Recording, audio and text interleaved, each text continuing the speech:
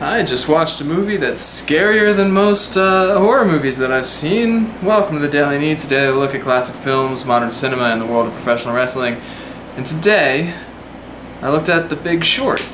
Because, I'm still in the mood for 2015 Oscar nominees about scandals in the mid-2000s. Spotlight didn't quite do it for me, so I dove into The Big Short today, and wow! A lot of the points I'm going to make are similar to the points from Spotlight.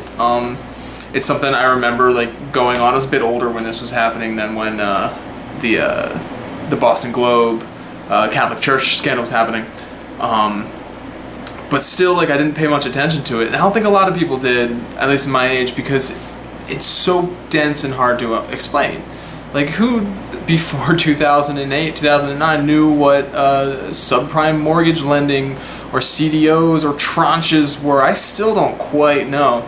But that is something that The Big Short does very well, and that is explaining to the audience what is actually happening. They've realized, when the conversations get a little too dense and a little too specific with banking terms, they'll throw Anthony Bourdain in there to explain it with fish, or Selena Gomez at a blackjack table, or, of course, Margot Robbie in a hot tub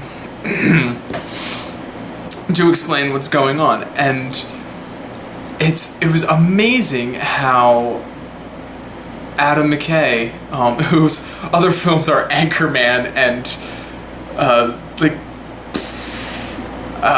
what are you doing writing this movie, Adam McKay? But he wrote the script that takes this really serious, really dense subject matter, and he realizes this part's not going to make sense, let me break this down. And he does it so well, and he writes these characters to be so interesting and entertaining.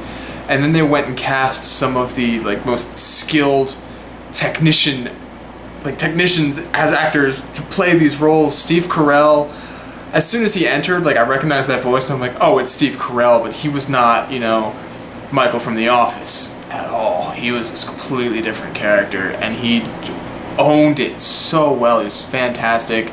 As with Ryan Gosling was spectacular as the narrator slash with Justin, I think his name is. Just so many characters and names. And then the one actor that I should have recognized was in the movie because his name is on the poster, but I didn't until the credits rolled. I had no idea that was Brad Pitt. Not a clue. He hid behind makeup and acting so well, I had no clue that it was the most famous A-list actor ever playing Ben. It was just Brad Pitt. It was wow, I knew he looked familiar, but I couldn't place it. And whatever that says about me, I don't care. I'm not good with faces, but he lost himself in that role, and so many brilliant actors did that in this film, and they handled this dialogue very well, because it's tough, dense dialogue. I've been using that word a lot, but if you watch Star Trek or something like that, they're gonna have those speeches about the flux capacitor is non-operational at 70%, those techno jargon, techno babble speeches. This whole movie is bank babble, bank jargon, whatever you want to say, but they handled it so well, and you can tell that the actors had an understanding of what they were talking about. They had to convey the story, and they nailed it. And as I said at the opening, it makes more scary than horror movies. Yeah, because I don't believe in ghosts. I don't believe in, serial killers are real, but I don't think Jason Voorhees is going to come out of a pond next time I go camping and hack me with a machete. But this stuff happened, and at the end, they're his name's escaping. Christian Bale's character. It's Mike or Mark. I always get those names confused. Doctor, whatever his name. Christian Bale's character. At the end, they're saying he's only working with one commodity now, water, and that's oh geez, what's going on with water? I need to research water. What's happening with water that this guy knows about? Because he knew about the housing crisis years before anybody else did. And what's going on with water? Somebody tell me. And then, of course, the last thing is that the bank started selling these other things that are basically just CDOs. It's great.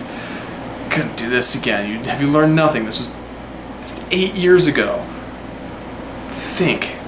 But I digress. I don't want to get too political, great movie. I also really appreciated something that this movie did that no other movie I've seen, I think, although I heard they do something like that in Pain and Gain, but I haven't seen it. But they did something in this film that I haven't seen before, and it is when the two young guys, the Brownfield guys, are getting kicked out of the bank, and they're reading Justin's report on the table. One of them just turns and looks at the camera, is like, this didn't really happen. He read about this on this article, and then I looked it up at this place. This didn't really happen. I appreciated that so much. Because it's like, oh yeah, that is a super contrived Hollywood thing. But then they doubled down on that, and a little bit later, when Steve Carell gets up in the middle of a speech in Vegas and like calls out the dude, answers his phone, and leaves, the narrator guy just looks at the camera and is like, no, this actually happened. This may seem like a Hollywood contrivance, but no, this is a thing that happened in Las Vegas. And same with his whatever, the panel discussion at the end is another, like, this thing happened. This is real. And I love that in historical films, like stuff based on a true story, when things get too crazy or too contrived, just point out, like, this may seem contrived, but this was real, and I love that. More movies should do that. It's tough to make it work in more serious movies, but this had that nice blend of comedy and drama. It made me laugh, and then seconds later go, I can't believe how dirty people are, like, crazy how scummy some people can be. Makes me want to just take all my money out of the bank and hide in a bunker somewhere, but that's not gonna happen because I don't have money in the bank to take out. Anywho, Big Short, great film.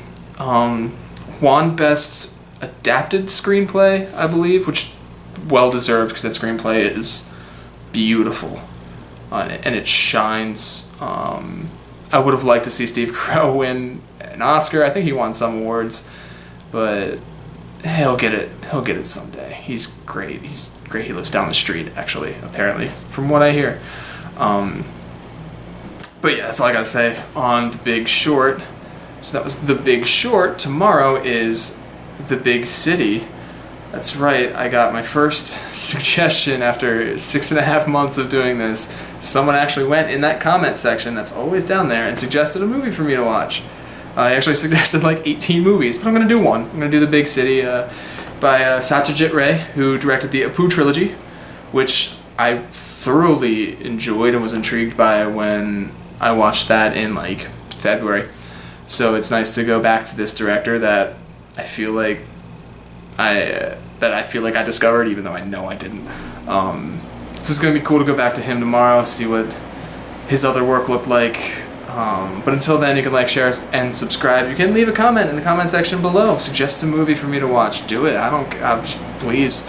I watch stuff. I'll watch it. Just do it. Follow me on Twitter at Daily Neitz, and until tomorrow, bye.